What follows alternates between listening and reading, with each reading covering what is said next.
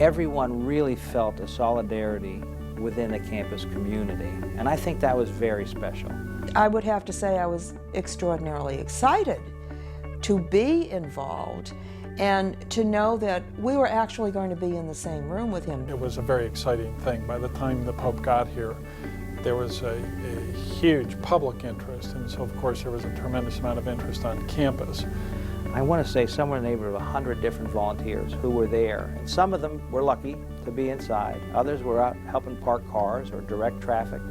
But they all did it with a spirit of, this is for our faith, our university, for the Holy Father, and it really brought us all together.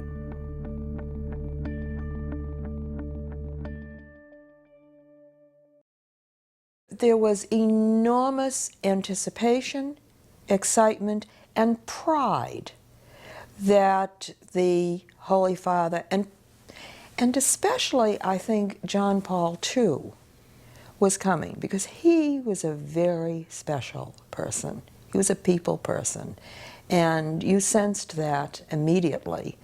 The campus was electric for this whole visit of John Paul II. He was such a charismatic figure. And the fact that he was a young man, and you think of John Paul II in the 70s, he was skiing in the Alps, he was traveling the world. The world was a whole different place then, so he could get out of a car in a motorcade and go up and greet people. So we had this great expectation or hope that that's what would happen on our campus.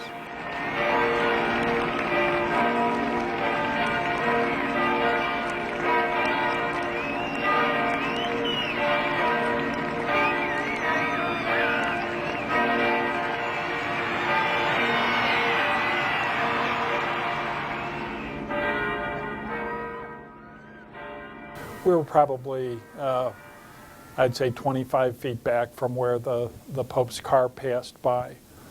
It was a gorgeous day, late September, blue sky. The Basilica had put a very large banner all the way down the front side of the Knight's Tower of the Basilica with what somebody told me was the papal motto. There are probably a number of papal mottos, but it was kind of a powder blue banner, the width of the Knight's Tower, and probably 150 or 200 feet long, with white lettering that said "Totus Tuus," which translates roughly to "It's all yours." Very welcoming to the Pope. My memory is we could hear the chanting of the students which had lined that short route from the Basilica to the location on campus.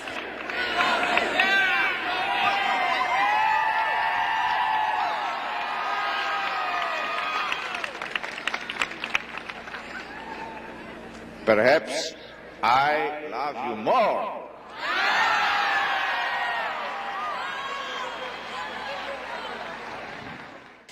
We could hear the chanting of John Paul II, "We love you," which of course became, you know, the cry, if you will, during his entire reign as pontiff. And there were just hundreds and hundreds of university students on the steps of the Basilica waiting to see the Pope, and huge cheers, and he was a very dynamic person in public, and he kind of waded into the crowd. And if you look back at some of the other pictures of our students at that time, students who were seniors or juniors or whatever, standing on the steps of the shrine when he went into the shrine, and they were all around him. Amen. And now, with your permission, I enter.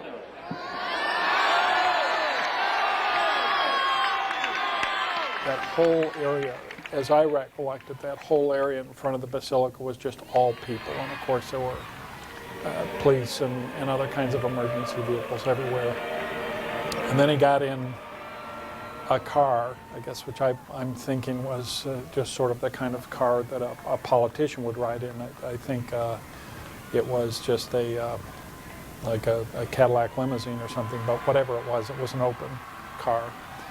And he came out the entrance of the front of the shrine onto Michigan Avenue, turned east, and proceeded slowly down Michigan Avenue to the 7th Street entrance of the university, and then turned in to go speak at the what was then the gym, now the architecture school. I had the great privilege of working inside the Crow Center, which was the old gym at the time, which had been transformed into this beautiful arena for the Pope to be there. And I had the opportunity to stand actually up front and to direct some of the dignitaries to their seats. Similar to this visit of Pope Benedict, when John Paul II came, he addressed educators, and we had Catholic school presidents, college presidents, as we will this year, come to campus to learn about the Pope's feelings about education. And then all of a sudden, the Holy Father's in the room.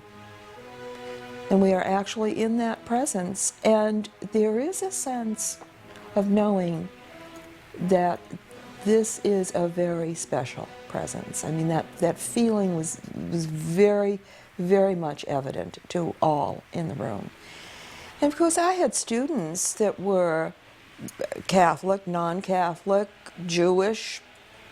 It was the same experience for all of them. It was just a tremendous sense that overcame all of us that we were under the same roof as the Holy Father, who had come to visit us. It's very special. I want to say there were somewhere around 2,000 participants. It was a much larger venue than we're able to have this year. Because it was an athletic facility, there were bleachers up the back side of the Crow Center.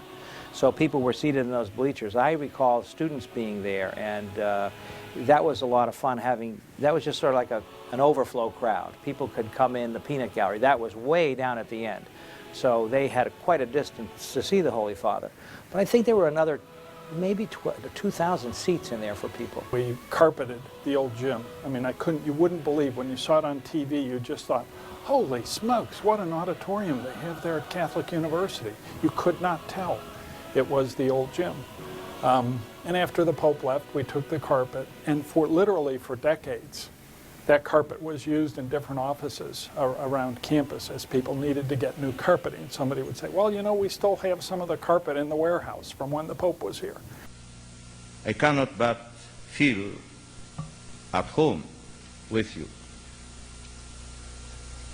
The sincere expressions with which the Chancellor and the President of the Catholic University of America have confirmed, in the name of all of you, the faithful adherence to Christ and the generous commitment to the service of truth and charity of your Catholic associations and institutions of higher learning are appreciated.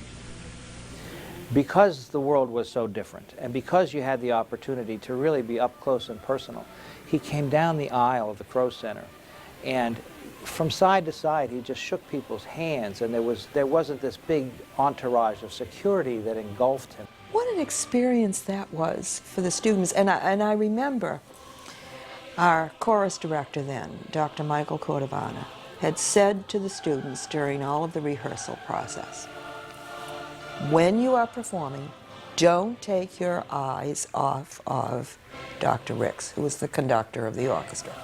Do not look at the Holy Father, look at the conductor. And when the Holy Father stopped, exiting the room, we were performing, and in a stage whisper, we all heard Dr. Cordovana say, "Look at the Pope!" thereby allowing the students to move their eyes from Ricks down to the Holy Father. It was a wonderful time.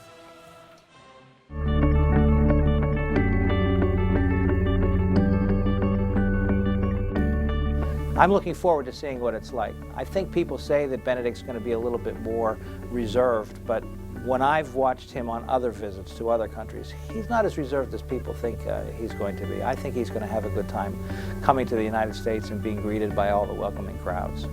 Be a part of this momentous occasion and cheer him on as he comes onto our campus. You know, this is our home, our campus.